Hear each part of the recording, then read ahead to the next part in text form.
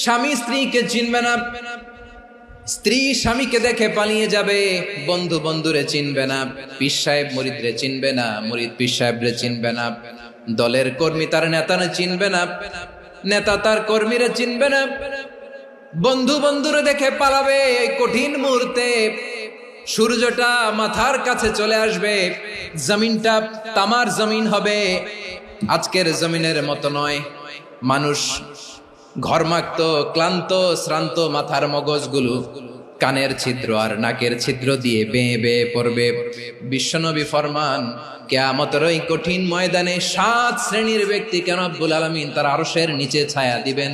তার মধ্যে প্রথম শ্রেণীর ব্যক্তি হলো ইমামুন আদিল, যে ইনসাফের সাথে বিচার করে, যে জাস্টিস সমাজে সার্ভ করে, যে সুশাসন নিশ্চিত করে, ওই ইমামুন আদিল। আদিল শব্দটা বুঝছেন না?